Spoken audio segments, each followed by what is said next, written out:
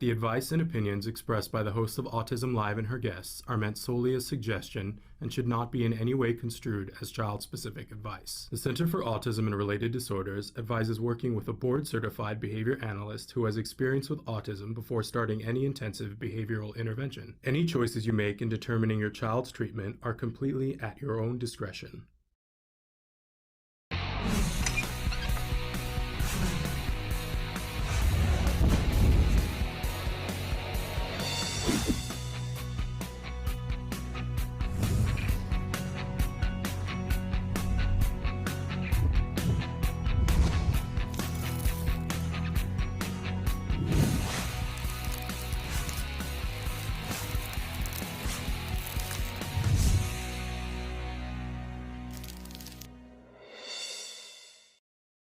Good morning and welcome to Autism Live. I'm Shannon Penrod and we're coming to you live from many places.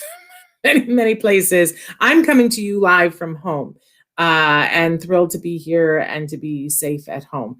We're very excited to be here doing a live show with you. This is January 25th, 2021. Who blinked? Like, how did we get to 2021? But I'm very excited to be here with you this morning for various and sundry reasons. Some of which I'll get into and tell you about later on. But I want to make sure that you all know that this show is meant to be interactive. Our favorite thing is when we hear from you. We want to know your thoughts, your feelings, your questions, your concerns. So let's get right down to how can you interact with either the live show or the recorded show, because we know that a lot of you watch us recorded. So let's talk about this. We are live right now on Facebook, YouTube, Twitter, and Periscope. And you can interact directly on any of those platforms. If you write in a question on Facebook, it now shows up right here for me. And I don't have to go to Facebook to look at it. It aggregates it for me. And I can see if you write on Periscope or Twitter or YouTube, which is really fabulous because it makes the interaction easier, I think, for both of us, which is thrilling. But some of you may be watching us recorded. In fact, a lot of you, good morning, Amanda. A lot of you watch us recorded, and that's okay too. In fact, we love it when you go through our archives and see the many things that we've recorded for you in the past. So we're on many different platforms. I will tell you that the two, I think, most efficient ways to watch us recorded, especially if you're looking for a specific topic, is either to go to our YouTube channel and use the search feature there, or to go to our homepage where we have a library, kind of looks like Hulu, right? Where you can pick topics and you can pick a category, or you can put in the search feature a person that you're looking for that we've done an interview with, or a topic. And we're always upgrading that. We know it can always be better. And if there's something in particular that you're searching for and you're like, Shannon, it's not working for this particular, let us know. Because it's like a bucket. We keep putting in words and attaching them to videos, and we can't think of everything that you would search. So please let us know. But I will also tell you that we podcast our whole show to so many platforms. Any place that we can find that it's free and to you. We don't mind if we have to pay a little bit, but we want it to be free to you. So check us out. We're on any place where you get your podcasts, we're there. If you see that for some reason we're not, please reach out to us and tell us, hey, I would prefer it. This is where I like to go for my podcast. And Traven is good morning, Megan. Traven is such a great, he seeks out and he finds things. So definitely let us know. And you can always write to me at s.penrod@autism-live.com. s.penrod@autism-live.com. Look at how good Traven is. It's got it right up there. So, now, the other thing that I want to make clear is that we do the live show and it's an hour, and then we podcast. By the way, can I do a big shout out to all our friends who watch us on BronxNet TV? We love BronxNet TV, excuse me, and we air there. If you would like for us to be on your cable access channel, please let us know. We are very happy to give our content to local cable access channels and even curate it for that specific area. So please let us know about that. But big shout out to those in the Bronx. Yes. And I see that Marilyn has written in a question, and Marilyn, I'm going to get to that in just a second. So hang tough with me. We're going to get to your question. I promise you. But we want to be where people need what we're offering. And our mission here is to provide information and inspiration. We have lots of experts that come and join us on the show. And I always remind you guys, I'm not one of the experts. I do like to remind you that I now will say that I have an informed opinion, which I'm always happy to share. I am the mom of an individual who was diagnosed with autism years ago. I guess we're at 16 years ago now. And I've been hosting journalistic viewpoint shows about autism, interviewing experts for over 13 years. So I've interviewed a lot of people. I won't say that I've interviewed everyone because then we would close up the show and be done. But I've been behind the scenes and asked questions that, I can't always get on the air. Hey, Nad, so glad that you're here. Good morning, Michelle, and good morning, Marilyn. I'm getting to your question, Marilyn. So in any case, if you want my opinion about something, I'm happy always to share my opinion, but I just want to make sure everybody realizes, and that I say this often so that that I realize that I'm not an expert in pretty much anything. But I do have an informed opinion and I enjoy sharing it. But that's why we have experts that come on the show too. And we can always refer your question out to an expert. Don't ever be afraid to say, hey, I really need an expert point of view on this. And I'll be happy to tootle it off to someone who's in the know. In fact, I'll cherry pick who is in the most know about the subject that you're talking about. Because at this point, we're pretty clear on that. After having, done the show for this many years, we know who the experts are and where they are. Right? We've got a beat on them. We don't know where they live, but we know how to get a hold of them. Okay. So I also, at the start of the show, always want to remind you that this show is really meant for the entire autism community in all its beauty and glory. And when I say that, I'm talking about, first of all, people who are on the autism spectrum. They are the beating heart of our community. They're the center. They're our why. They're we can't be doing anything without them. I love that phrase, nothing about us without us. We try to live very close to that here at Autism Live. But I will also tell you that at Autism Live, we believe that the autism community includes all of the people who love those individuals, all of the people who care about them and who are fighting for them to have the rights, the dignity, the opportunities that they should have. So when I talk about the entire autism community, that's what I'm talking about. I just like to put that out there because I want to be respectful of the fact that I am not a person on the autism spectrum, but I feel very strongly about getting help to that entire community, which includes all kinds of people. Because if you love someone on the autism spectrum, I want to help you because I know you're trying to help someone. Yeah. I hope that makes sense and clarifies what we're trying to do here. Always with respect. Okay. Yes. And Marilyn, I will get to that. Yes. Yes. It makes sense to me, I think. Okay. So, but I got to do the jargon of the day first, and then we're going to get to questions. And other people can be writing in questions too, because we're going to have a little bit of time here today. And I'm really happy about that. So we do like to start on Mondays with something we fondly refer to as the jargon of the day. This is when we take on one word, one phrase, one acronym. We try to figure out what in the honey are those experts talking about? What does this have to do with us? Why do we have to learn this term? Why can't we just put it in plainer terms, right? We like to make fun. We give the actual definition, and I poke as much fun of it as I can muster. Then I give you a working definition, and I enjoy the fact that the experts break out into hives when I give it. And then we try to put it into practice to give you an example of what it looks like in real life and why it might mean something to you and what it builds towards. Because a lot of times, you could Google some of these things and you could even see a video of it and you'd go, I don't think I want to do that. I don't know what that has to do, but it's out of context. So I try to give you a context. Yeah. So our term today, and I'm told that this one does not yet exist in our jargon library because, sometimes, we try to do this a different term every day so that it builds up your vocabulary. But sometimes you're at a meeting and they say something and you're like, I don't know what that is. And if you're like me, in the beginning, I would say, hey, what does that mean? And then the next hour, TikTok, while I'm paying, they would explain it to me. Right? So other times I would take a notebook and I would just write down all the terms that I didn't understand what they were saying so I could look them up later. And then you look them up and you're like, I still don't understand. That's why we have our jargon playlist on YouTube. You can go there and go, okay, what does this mean? And I'll put it in like as basic language as you'll find on the internet. I'm always trying to say, it's that thing about, would my grandmother who doesn't understand this understand? Yeah. Okay, so today's term apparently is not in our jargon list, and I just can't even believe that, but it will be now. So today we're talking about random rotation. Doesn't it sound like some wonkinator thing? Except it is kind of what it sounds like, randomly rotating. But what are we randomly rotating? Let's look at our actual definition and see if we can't make heads nor tails of this. Random notation, not notation, rotation.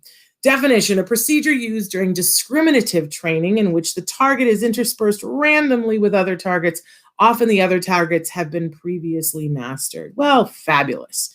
But if you don't know what mastered is, if you don't know what discrimination training is, on Thursday, we went over what mass trialing is, which is not a trial with judges where you have a million people on trial. We talked about that on Thursday. But if you don't know what any of these things are, how exactly is this definition of any use to anyone?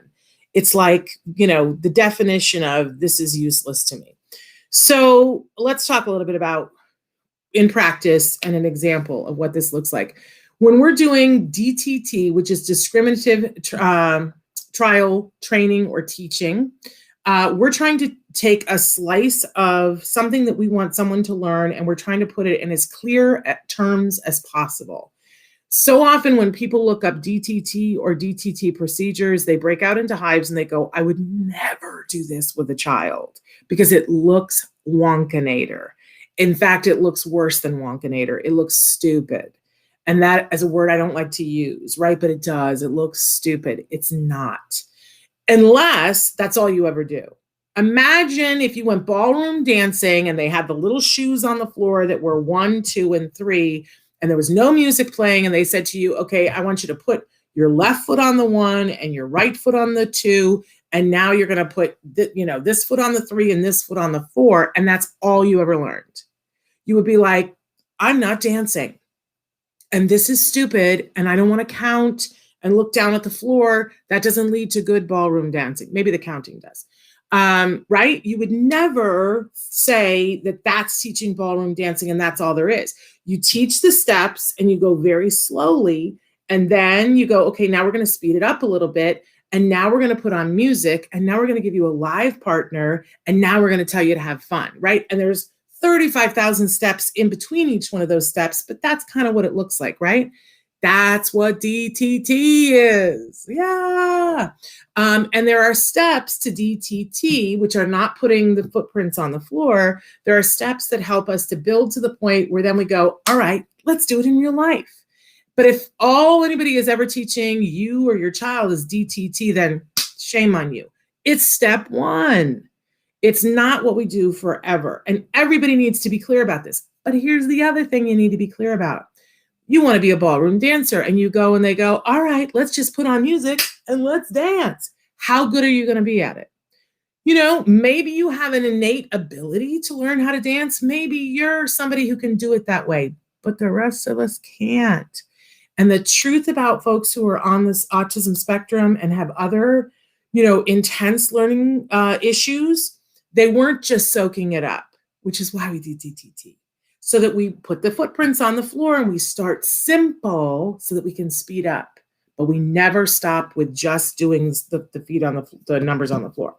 So what are the numbers on the floor for DTT? And we've been talking about them the last couple of weeks. We've been talking about errorless learning, that we give somebody an opportunity not to fail so that they get to the reinforcements. They go, it's worthwhile to work at this. I'm not good at it, but it's worthwhile to work at it because when I do, the good things happen in my life.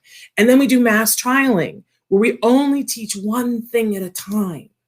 And we get to the point where someone can be semi-successful at one thing at a time. So today I'm going to have my water bottle and I'm teaching someone, water. And so in the beginning, errorless learning, I say, touch water. They touch the water. Yay, we get to reinforcement. I know it looks stupid, right? But we're building towards ballroom dancing, right? So eventually I'm going to mass trial just water. I'm only going to be teaching water. I'm still doing errorless learning, but I'm going to put in distractors. So I put in my phone, and I've got my little bottle of On Guard here. So I've got these things, and I say, touch water. And the child touches water, the adult touches water, yay, reinforcement. I rearrange them. And I go, touch water. I'm only doing water. That's mass trialing. Touch water. Boom, right? Yay, every time. I'm only until they get water every single time with no help, no prompting. Great. Now we're saying, and it could be that they get it almost every time, depending on what my mastery criteria is. I know, another jargon term. We'll get to that another day. But they're getting it most of the time right. Now I say, okay, it's time to move on to something else. Now, I would never start with water and phone and, oil. I would start with things that are more important to the child or the person wherever they are, where they're learning. But now let's say, because these are my objects that I have, now let's say that I'm going to teach phone, which this would be important to the child, right? Because children, everybody loves a good smartphone, right? So now I teach phone, and I'm going to mass trial phone. And I say, touch phone, right? And I do lots of different things besides touch phone. I say, touch phone, and I go, what is it? And they can sign, or they can point, or they can give me a card that says phone, but I'm teaching the expressive of it too. What is it? It's a phone. Yay, good job. And then now I put in my distractors again. And did I never get to the actual definition? My definition, randomly switching between behavior you're teaching the current target and other behaviors responses the child already knows. I just launched in and started explaining it. So now I mass trial phone, touch phone. And then I rearrange my stuff and I go, touch phone. I'm throwing oil now. And I rearrange every time and I go, touch phone. What is it? It's a phone. Yay, right? So now I know water and I know phone. But do I really?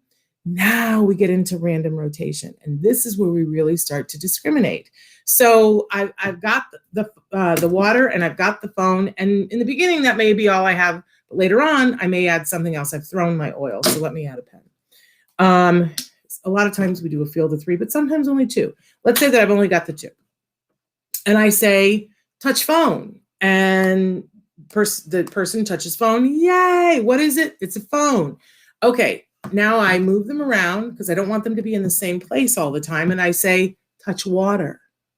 And what I want them to start to discriminate is phone, water. So I'm switching it up. This is random rotation. And it's the place where we want to be because that's where we're really getting to the learning. Now, we don't stop here, right? There's more steps, but then eventually we take this, and eventually, I mean, later on, 12 minutes from now, 5 minutes from now, we're going to take this and be in the real world. So we might do this 10 times, and I go touch water, touch phone, touch phone, touch water. I'm mixing it up every which way.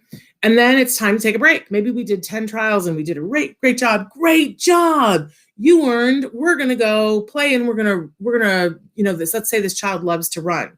So we're going to run.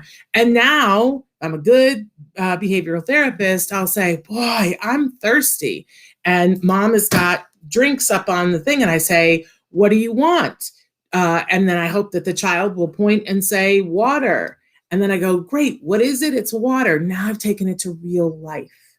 And maybe there was water and there was juice that was up on the counter. What do you want to have? And maybe I have to prompt them. Do you want the water? Which one is the water? Right? Wherever the child is, I'm going to be able to continue the learning in real life. That's how we get there. But the thing is that real life goes fast. And if you miss it in real life, you miss the opportunity to learn. And what DTT does is separate out the moments, helps you to learn so that you can put it into place in real life. That's what good DTT does. And random rotation is a part of that. So our working definition, randomly switching between the behavior you're teaching, the current target, and other behaviors responses the child already knows. So I'm teaching, first I teach water, then I teach phone, bad examples, but still examples. And then I'm going to randomly rotate. And they've already mastered the water. And now I'm teaching the phone. It works. This works. That's the thing you need to know, is that it works. and that someone who's having a difficult time learning something can learn it that much faster when we go through these steps, which again, beginning steps. This is not where we want to end up. So when you watch the video where someone says, touch water, and you go, what? I remember saying to somebody, I worked so hard once we found out about ABA for our son, and I was like, all my eggs in that basket. We're going to do ABA. We're going to have this great outcome. And then they came in and they were like, touch car. And I remember saying to someone, shoot me. Are you kidding me? I want him to go to college. How are we going to get to college on touch car? Guess what? It works. It works. We hung in. Somebody showed me, well, this is what we're going to do first. And this is, this is step 1 through 32. And then here are the steps after that. And my son has been accepted to college. Yes, for the fall of 2021. So I can tell you, you can get to college this way. And I love it. All right.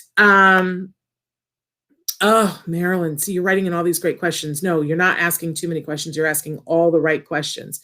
This one I'm going to take right now because it kind of goes with our jargon. And she said, can a child be too high functioning for ABA? I'm sorry, so many questions. No, never be sorry. Questions are good. No, a child cannot be too high functioning for ABA because ABA is a teaching method.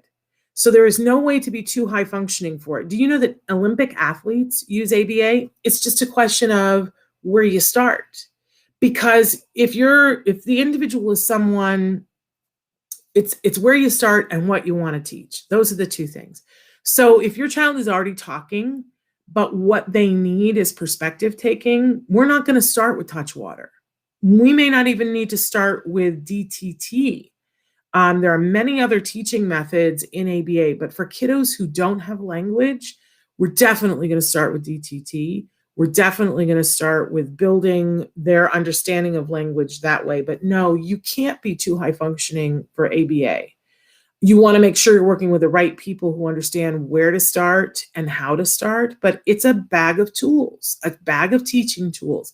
And imagine, like teaching, if somebody's a painter, and in the beginning, maybe they use one paintbrush, but then as they get better and more finessed and see things, they use all the paintbrushes in the toolkit. And so working with really experienced ABA professionals is key. And I talk a lot about good quality ABA, but those with if you have somebody who's really high functioning, that's what you want to look out for. But your insurance company and sometimes school and other professionals will say, but your child is so high functioning, they don't really need ABA. What they're saying is that maybe they don't need to start on page 1 with the DTT about language, but there are, the other question that you asked me about was, can I talk about the online help? So one of the things that I talk about on the show is skills and IBT. So skills is an online curriculum. It's everything that you would want to teach. And there's 2 different versions of it. There's the version of it that is for people who are birth to probably 12, 13 years old. And then there is the version that is for like 13 and up adults. So there's skills and then there's skills living. And skills living is the one for the older group of folks. And don't be worried, because if you have an 18-year-old and they're like, but maybe they need the stuff in the early, because skills living encompasses everything that was in skills. It just has advanced skills beyond. And if you're thinking, well, great, I have an 8-year-old, I'll just take skills living. You don't want to do that. It's too overwhelming. And we'll talk more about this in a second, but you just to be clear, you cannot be too high functioning for ABA. It would be like saying that, and this is for people on the spectrum, people off the spectrum. It would be like saying you have nothing left to learn. You're excellent at everything, which is not possible, and that you have no room for improvement, right? So I'm glad you asked that question. Okay, we need to move on to our question of the day. You've got questions for me. I've got questions for you. What's the hardest part of your day? Because I want to look at it from an ABA perspective. Like, what if you just think about it for a second and think, okay, is there a part of the day that you dread, or is there a part of the day where you get frustrated? Is there a part of the day when it's like, man, I can't catch a break. That's the part of the day that I want to talk about. So somebody feel free to write in, because that's the part of the day that we need to like kind of dial in, like on a microscope, and go, what's happening here? And what are we setting ourselves up for success? We're really going to look at it with an ABA mindset about how could we change some of the factors here? What would we need to learn to make this moment better? What kind of support would we need to make it better? What would we have to prepare beforehand? And what kind of consequences would need to be in place for that to happen? We're going to, keep watching things like I love The Martian, and Matt Damon says, I'm going to science the bleep out of that. And I always say, I'm going to ABA the bleep out of that, because it works. It works. And many of you know, I'm having a day where I feel really squishy about my friend, Joanne Laura, who passed away last June. I'm wearing a sweater that one day she came to tape the show, and I was wearing this sweater, and I had several things in my office in case we were filming on a different day or whatever, and she came, and whatever she had on was not going to work. I think she wore green, and we were shooting on the green screen. And I said, well, let me change my clothes and you can have this. And so she wore this. We have a wonderful interview with her where she wore this. So I always feel squishy and wonderful about her. But, when Joanne passed, she had a lot of animals, and she asked me to take one particular animal of hers, Mr. Cheese, who is a lovely little dog. And I have a dog that's Cujo that doesn't get along with anyone. We will never be robbed because my dog is hysterical and, just off the chain. And we've done all kinds of training with her, but that part of her is really long-term change, right? And so with a lot of people's help, including Temple Grant, and I've been working really hard, I'm ABAing the bleep out of these two dogs getting along, and now they lick each other's faces, because that's good ABA. I had to put it into practice. Okay, so write in and tell us what the hardest part of your day is. And now moving on to our topic, which I'm not going to spend a lot of time on right now. I'm going to try to come back to it later on. But is your heart open? Really briefly, because it has to do with how this show started. I love Oprah. Oh, I love Oprah. I hope to meet Oprah in this lifetime. And it would, I would do the ugly, ugly cry, but I love Oprah. And Oprah is like my fairy godmother. There were many times when I was like, I don't know what to do. I don't know where to turn. And I would turn on the television, and Oprah, like my son was diagnosed with autism. I turn on the television, and she's got Holly Robinson Peete talking about her son having autism. There were just so many times. So I was in a really bad place at one point, because I was like, I need to work. We don't have enough money.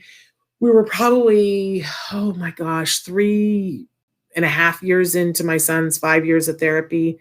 And I had put so much time into that. And I had started a business which wasn't doing well, and I was just really not coping.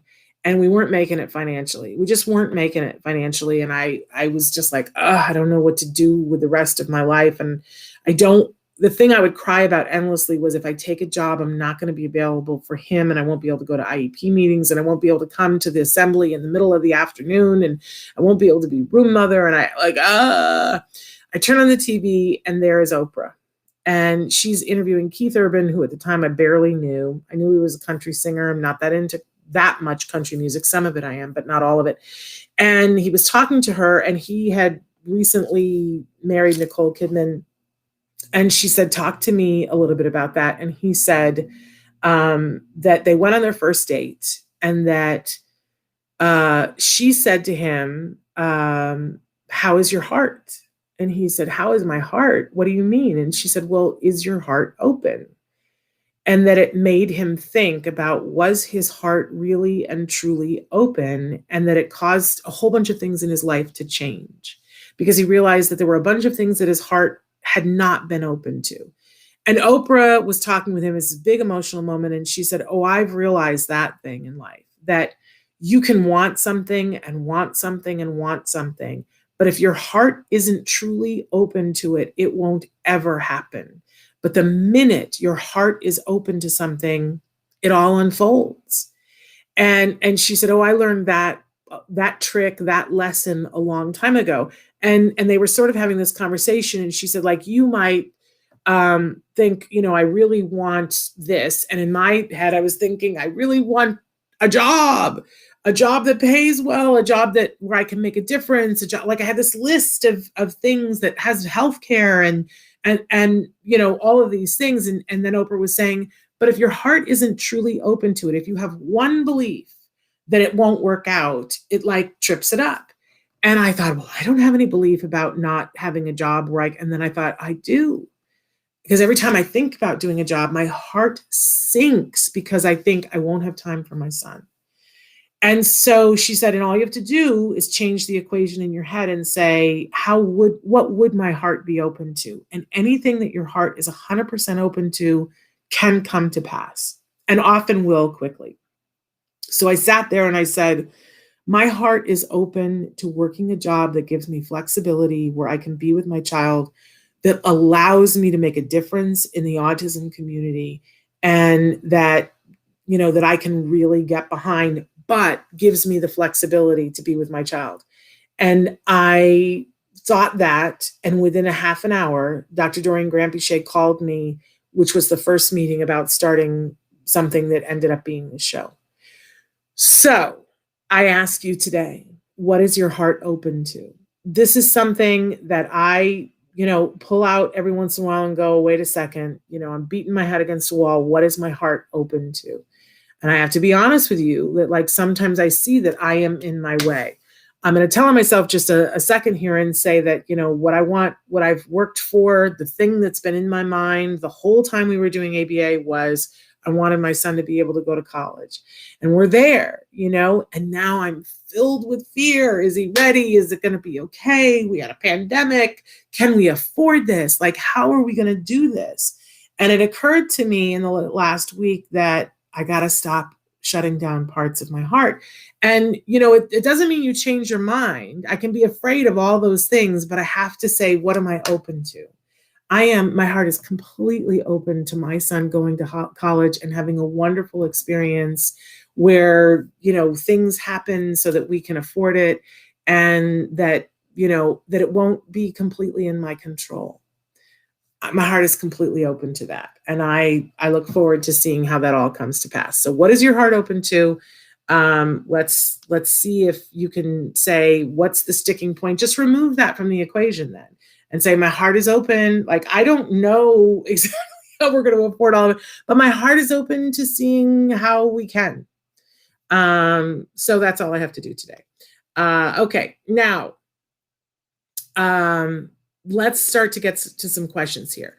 So I need help because my 11-year-old Aspie is always blamed when something goes awry when interacting with NT kids. He isn't able to be vindictive or offensive, so he gets blamed because he's different. How do I help him at these times? That's a big one. So I certainly have had this happen many times in my life. And I guess my follow-up question for you is it happening in a specific place and a specific time with specific people? Because if it's happening at school, then what you need to do is a little bit different than if it's happening at your best friend's house. Let's say that. So what we need to do is get other eyes on the situation. And sometimes that means that you're there and that you're watching. Sometimes it means that you hire someone to watch. Sometimes it means that you ask the school to watch. And sometimes for some parents, it has meant doing something that isn't entirely legal. So I can't advise you to do this, but parents have sent a tape recorder or a nanny cam in their children's backpacks, and they've, gotten into trouble for it. I cannot advise you to do that, but I can tell you that if I thought that my child was being repeatedly bullied or harmed, there would be, I would do everything I could to make sure that I could identify. I would do everything I could to make it stop. For instance, if my child was being bullied and I even, once tried to go through the channels, I just want to say to parents, don't be afraid to pull your children out of whatever situation they're in. Right? I think it's worthwhile to work on some things, but if you think it's happening repeatedly, because if it's happening with friends, I would say don't be with those friends so much. And let's go work on working how to advocate for themselves and do those kinds of things. So, but if it's school, that's harder. But if you see that someone is doing this to your child, because there's nothing worse than being accused of something and because something that isn't your fault, and using the fact that you are quote unquote different as the excuse for why it is your fault. That's really there's a term for that. I don't like the term, but they call that handicap harassment. So none of those is okay. So did you tell me where, but let me go over here to my chat to see if you told me where it's happening. Everything has shut down in my life here. Hang on, let's see. I don't see where you told me where it's happening, Marilyn. So tell me, give me an example, or is it happening in all of those places? Because I will tell you that ABA can teach your child a bunch of skills. So for instance, let's say that your child's sitting and your child's 11. So let's take I was going to say sitting in the sandbox, but kids are at 11 aren't sitting in the sandbox. But let's say that your child is walking and somebody trips him, and so he gets up and shoves them, and everybody goes, oh, he shoved, right? But we know that the instigating thing was that somebody tripped him, and we know that there are some pretty customers at school that will do it just to get somebody in trouble, right? So what we do is we teach your child what to say when that happens. So if he goes, hey, why did you trip me? Oh, I'm hurt. Which means the teacher comes over. Now he's laying on the ground. He's going to be the one that gets the attention. And the teacher's going to go, who tripped him?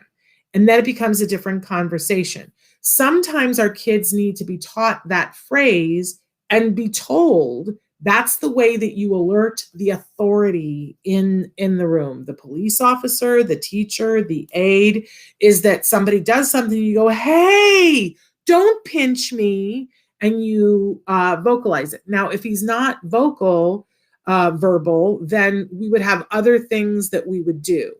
But we got to walk through that and rehearse that and have him get to the reinforcer, which is that he's not the person at blame, because otherwise he feels that he's got to defend himself. It is a form of defense if there are problems. Good morning to Christina. So, Marilyn, does that make sense? I would love to know where. If you write and tell me where, I'll come back to that. And I was going to talk with you about Skills and IBT. So Skills is the online curriculum. Skills, you can go to skillsforautism.com. And I would tell you to call the phone number. Do we have the phone number, Traven, for Skills? Because anything that you want to do on Skills, you can get a 10% discount. Call 877-975-4559. Excuse me. Tell them that Shannon sent you, that you watch Autism Live and you want the friends and family discount. Now, IBT is the Institute for Behavioral Training, and it's videos that teach you how to do all kinds of things that are ABA related and behavior related. So it's www.ibehavioraltraining.com. Every week they offer free things for caregivers, for teachers. And by the way, you can still call the Skills and IBT now have like meshed together. I don't really know how that works, but they work together now. So you can still call the Skills number. If you want to put that back up there, Traven, I should have it memorized by now, but I don't. So it's 877-975-4559. If you call that number and say, hey, I want to know about Skills, but can I be hooked up with the free IBT trainings for this week? And they will hook you up. And if you really want to do something powerful for yourself and for the world and your child, ask them about the RBT training, the Registered Behavior Training. It's a 40-hour course. It's normally like $450 to take the course. If you are a caregiver, a parent of an individual who's on the spectrum and you really are motivated to do a 40-hour class, they, on case-by-case basis, they will gift you that training during COVID.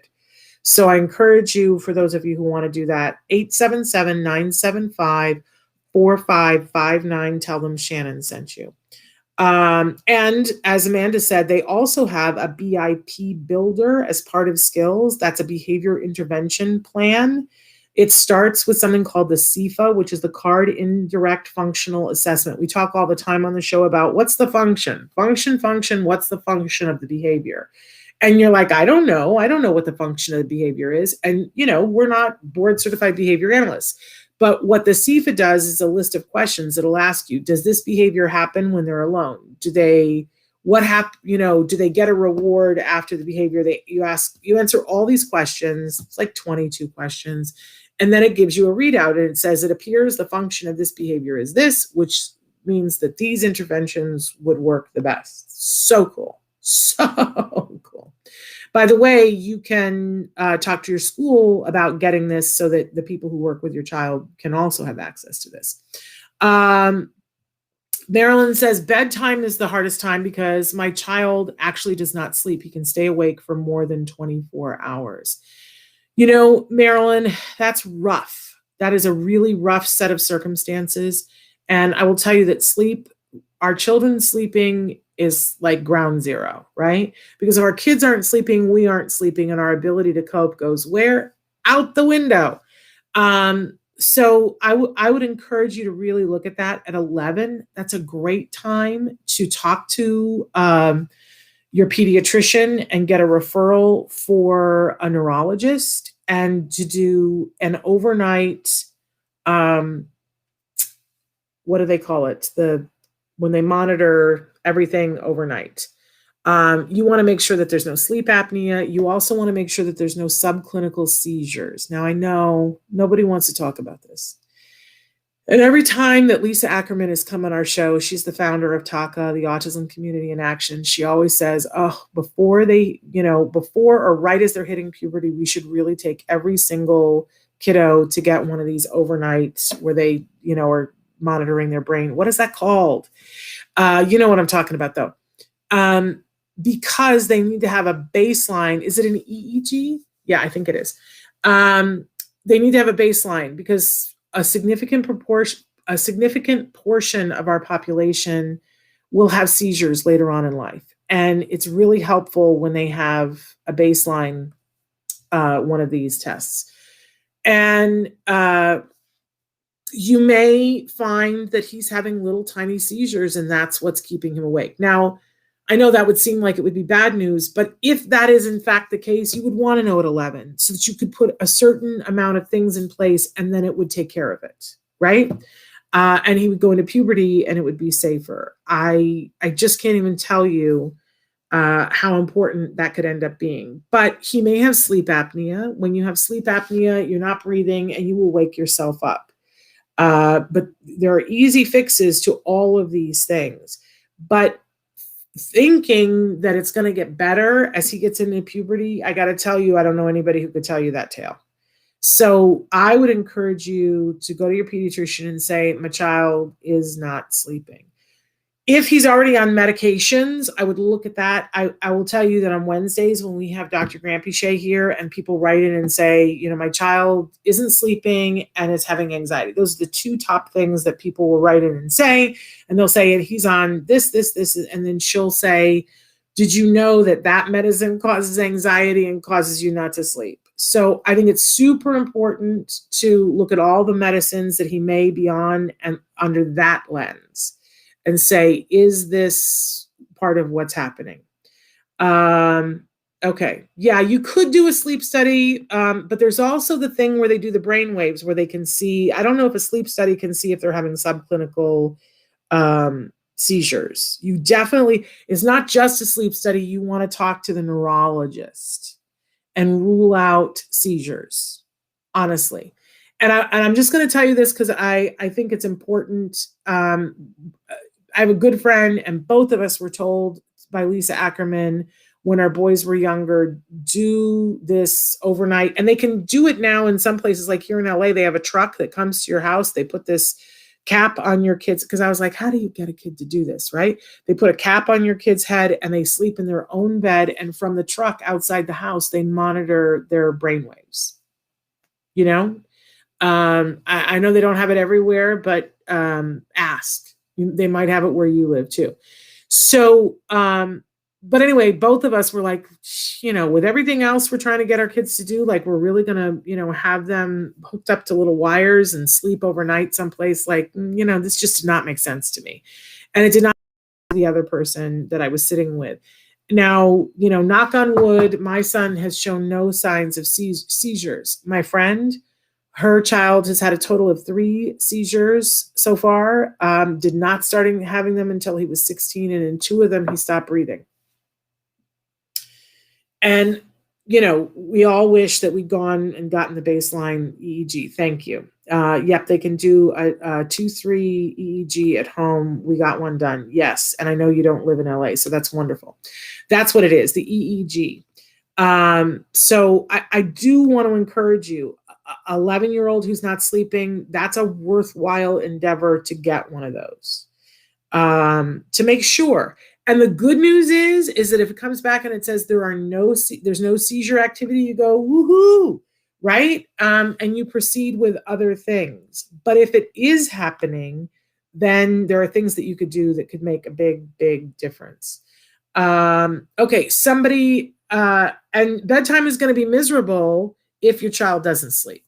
That's absolutely, like how could it not be? I do encourage you to make their bed and their bedroom a nest. You want to make sure that there aren't a lot of things to do in there, but give them, I talked about this the other day, get some sort of a light or a thing that has light and sound and has a remote, and tell them that, they have to be in their bed, but they can play with that. You just don't want to give them a Switch or some sort of video game because they will never sleep. That's too exciting. The light is meant to help them to go to sleep, but there's not enough reinforcement to keep them awake, but there might be enough to keep them in their bed. Desiree says that morning time is her worst time because my 19-year-old doesn't want to get up. Well, here's the good news about that is that is age appropriate. I don't know many 19-year-olds that hit the floor in the morning and go, wow, I'm ready to go. But there are some things that we can do to help a 19-year-old to be able to get up in the morning. And some of it is going to sleep earlier, which means exhausting them during the day, and also having certain treats that only happen in the morning. For instance, a lot of our kiddos, teenagers, are really addicted to their coffee, which, is going to keep them up at night and then cause them to sleep later in the morning. But if we have the rule in our house that coffee is only available between this hour and this hour, and it's early, it's like 8 and 9:15. That is the only time that coffee is available, and you get the kind of coffee that they super duper love. And this is our morning ritual, which is very exciting. And I would say to you, be realistic about what time does your 19-year-old really have to be up? I have a 17-and-a-half-year-old, and I was saying to somebody the other day, to a certain amount, I've given ground up. I don't think he's going to be a 7:00 in the morning person anytime soon. I used to teach college. They don't offer a lot of classes at before 8:00 in the morning, right? In fact, most classes that are the most popular classes at college start after 10:00. In COVID, my son's school doesn't start teaching until 10 a.m., which I think is crazy, but it's great because I don't have to fight that battle. Although, there are days when it's tough to get him in front of the computer before 10 o'clock. I have to have him there in front of the computer before we start the show. And some days it's pulling teeth. I think that's the teen experience to a certain extent. So, what they always say about, pick your battles. Pick your battles. So what time does your 19-year-old really have to be up, and what reinforcing thing can you make happen a half an hour before that only happens then? Today is a great example. I was almost late getting on the show because I had promised my child yesterday that I said, what are you missing? What would you like? What can I order? Because whenever I'm putting in a grocery order, these are the questions I ask. And he said, I'd like some pancakes. And I said, tomorrow, breakfast, pancakes. But this morning I went in and said, have to do a live show. If you want pancakes, you got to be dressed and downstairs by this and so time. And we got the pancakes in. Okay. Brenda says bedtime, doesn't want to sleep alone, appears to be separation anxiety, 7 years old. Yeah, well, I gotta say, I love when people give the example and they say, for most of us that are adults, we don't want to sleep alone either. Isn't that the truth? I mean, there are some people who prefer to sleep alone, and at this point in my life, it's like if I get the bed alone for a period of time, it's like, ooh, that's fabulous, but I don't want it for very long. I have friends who've recently lost their husbands, and they're like, it's just like it's horrible. You're used to having another person breathing in the bed with you, and there's a comfort to that. And in our society, we choose to take our youngest, most vulnerable, and we say to them, yeah, you got to sleep alone. The rest of us like to sleep with other people, but you have to sleep alone. So I always like to start from a point, a perspective about how do we sell that when we don't want it? How do you sell you have to sleep alone? And I go back to you got to make it a nest. You got to make it reinforcing. My niece was telling me yesterday about a blog post that she was reading that a woman said, why don't people love to go to bed? Bed is like the most fabulous. I love to be in my bed. It's cold and it's raining out. I love to be in my bed. And, you got to stop and think about what would make it so that this person loved to be in bed. Like, are the sheets super duper soft? Is the bedspread something that makes your kiddo happy? Are the pillows super wonderful? What's on the walls? What are the sounds that they hear? What are the smells that they smell? And, you really tear it down to a sensory experience and make sure that their bed is the sensory experience. It might mean getting them a body pillow, because maybe it's that feeling of being squished that they really love. They have those really long, they're longer than king size pillows, they're body pillows, and kids love to hold them. It might mean, getting them a weighted blanket, because some kids like that pressure. And then the weighted blanket is only on their bed. It's never on your bed. But really making bedtime a unique and fabulous thing. With a 7-year-old too, I think some sort of a nightlight again that they have the remote control for. Check out Uncle Milton. They have so many of these toys that I just love. We used to feature them on the show. I don't know why we haven't in a long time, but they have everything under the sun, something that your kiddo would be excited in. Some of them play music, some of them play ocean sounds, some of them project light. When it's an older kid, they have, things that are that look like jellyfish. We put some in the toy guide this year that's online on our site for the older kids. Look under the adult and you'll see there's stuff that projects things on the ceiling. You make it that sensory cocoon for them, and just don't, the bedroom is not the place to have toys. I know we all thought that was a thing. It's not, but it's a place that's about being safe and feeling cocooned, and help them to pick out the stuff. If you have to paint, whatever. But then the other thing with a 7-year-old, because there's the separation anxiety, is there's nothing to say that you can't go in there and be there with them. And one of the things that we've had Dr. Grampiche talk about before is that if you, like, for instance, maybe you find that where the baseline is right now is that he'll stay in his room all night, but you have to go in and lay on the bed with him and read to him. And there have to be lights on the ceiling that get turned off after a period of time. But you're all cocoony with him, and then he goes to sleep. And then you inch by inch pull yourself out, and that gets him through the night. Okay, that's our baseline. And then every night we either want to change how long you're there or how close you get, so that eventually, Dr. Grampiche is like, put a cot next to his bed if you have to keep him there all night long. And, you can hold hands all night long. And then eventually, it's just you sleeping on the cot, and then you move the cot every night an inch further until the cot's in the doorway, and then it's out the doorway. And that sounds crazy, but it works.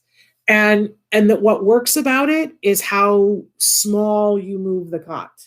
You don't move it a foot, you move it an inch. And if he can't sleep, you go back to the last place where it worked, and then you go a little bit slower. Now maybe you need to move it a centimeter or a millimeter. But in a year, the cot will be out of the bedroom. And that's really what you're going for. If I could promise you that by the time he's 8.5, you don't have to do this anymore, I think you'd be like, all right, what do I have to do? It would be better if it was just like something that happened overnight, and it might, but I'm just saying, there's nothing wrong with going slow. Good morning, Christina. Christina says, we co-sleep with my 5-year-old, but my husband wants me in our bed, but I want my bed full of my dogs and with my son. Yeah, well, and I'm not an expert in marriage advice, but maybe there's a way to split the difference. I know a lot of people that have this issue. I promised myself when people would talk about co-sleeping, and I was like, well, that won't be me. I'm petrified. I'll roll over on a baby. That won't be me. And then we co-slept. I was the worst of the worst, right? But I loved it. I loved the feeling of all of us being in the bed together. I loved the closeness with my child. I loved knowing I slept better knowing he was there with us. But that's not sustainable. But he's 17.5 and no longer sleeps in our room, and no longer sleeps in our bed. And we got there without tears, without hysteria, on anybody's part, including mine. And I used to have my dog slept in my bed. We no longer have a dog that sleeps in our bed.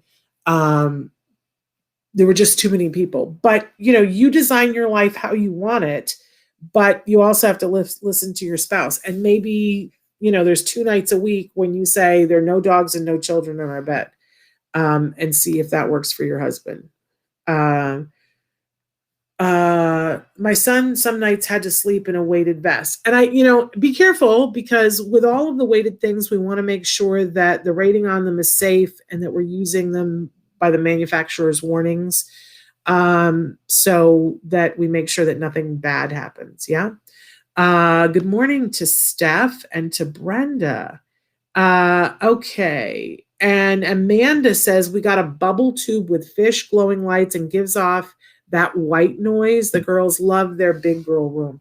I think, it's got to be a collaborative effort. And thank you for that, Amanda. And she, by the way, put the link on Facebook to the bubble tube with the fish and the glowing lights. I think, everybody's different, but if it's just like the dinner thing too. When people say to me, I can't get my kids to eat vegetables, and I'm like, okay, but if they were a part of growing the vegetables, picking the vegetables, preparing the vegetables, they would be more likely to do it, right? And, gardening may not be your thing. Okay, I get it. But involving your kid in whatever the thing is that you're wanting them to do, I think is key. So, you can sit down on Amazon and go through and go, hey, do you like this one or do you like that one? And have them, or have the paint colors there and say, and hold it up to the wall and say, do you like this one or do you like that one? You can get the little sample paints and paint it on the wall and have them point and have them paint on the wall. And then they'll take a little bit more pride in it, and it will be their room. But we want to make it full on cocoon. I love that you're calling it the big girl room. I absolutely love that. Okay, we're out of time. And I'm sorry that we're out of time. I hope we got to everybody's questions and that we addressed everything. I'm just going back through the questions to see if I missed anything. Okay, I think we got to everything. I'm so thrilled that you guys are here with us today. Let me remind you that tomorrow it's Temple Grandin Tuesday, and we're going to show a recording of an interview that we've done before with her, but it's always good. Then I'm told that we do have Dr. Grandpichet on Wednesday, and she'll be answering your questions live. Know that you can send those in at any point, including on autism-live.com on the chat. That's usually where I get the starter questions from. But you can also email me as well, and sending you hugs as well, too, to both Brenda and to Christina. On Thursday, we have a wonderful interview we're going to be doing with a new product called My Hannah that I think you guys are going to really love. And And then on Friday, I believe we're going to be talking with an expert in EFT tapping for autism. This is that thing that I was talking about last week that really can help to reduce anxiety and to help with trauma. So we're sorting out which expert they're so helpful. These EFT people, they're like, well, I could do it, but I really think this person would be better. So we're sorting out who is going to be here with us on Friday, but looking forward to that. And I'm just really quickly, Nad wrote in right at the last minute here, Nad, is biomedical treatment, does it work? And it depends. It depends on what the biomedical treatment is, and it depends on what the desired effect is, and it depends on the ecosystem of the person. But obviously there are some biomedical treatments that treat certain symptoms and that are really helpful. But everybody is different. And so to carte blanche say, like for instance, the gluten-free, casein-free diet is considered a biomedical treatment. And for some kiddos, for my son, it was great and helped him and still helps him. Other kiddos, absolutely no effect whatsoever. So it's not a one size fits all ever. That's like saying, does the stuff in the pharmacy work? Sure, for the right person, the right amount on the right day for the right effect, but you wouldn't walk into a pharmacy and just take it all, right? Everybody is different. Everybody is an individual. We all require different things. So, okay.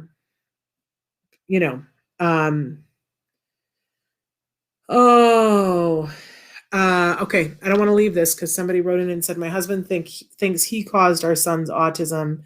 It's hard on him.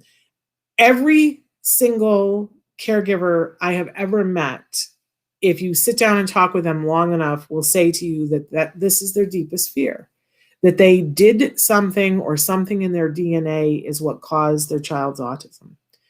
And I got to tell you, like there's a whole place you can go down the rabbit hole there about trying to figure out if that's true. And, I don't know what the answer to that is, but I can tell you we've all felt it in some way, in somehow. But while you're in that space, you're not dealing with what is. It is. You can't change it. There's no time machine currently that can have you go back in time and do things differently. This is what is. And I made a choice many years ago to say, I'm letting that go. I don't know if I'm ever going to know why my son has autism. I don't know if I'm ever going to know that. And I don't know whether it's partially something that I did or didn't do. I've left that behind. I'm not interested in that anymore to perfect this, but I'm more interested in what's happening now. What does he need right now? And at a certain point when he was doing really well, that turned into, what can I help you with? What can I help you to figure out that may or may not be different from what I figured out? But I will tell you, it's like picking at a bruise and just like digging into a bruise. There's nothing there. There's nothing there that's of any use to anyone. So I'm sending you a hug. I'm sending your husband a hug. And I will tell you, go do something. Go do something positive. Let the thought be there and go do something positive. And you'll see that doing the positive makes you feel better than marinating in the thought. All right. I love you all. It's such a privilege to be here with you on this journey with all of you. Many kisses. Give your kiddos a hug from me and one for you too. Bye-bye for now.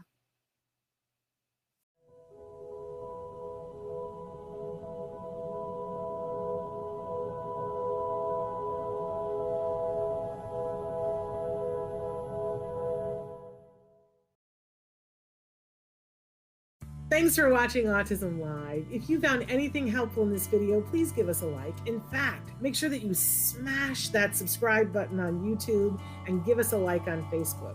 You can also follow us on Twitter and on Instagram for important updates. And please download our free podcast wherever you get your podcasts. Thank you so much. See you next time.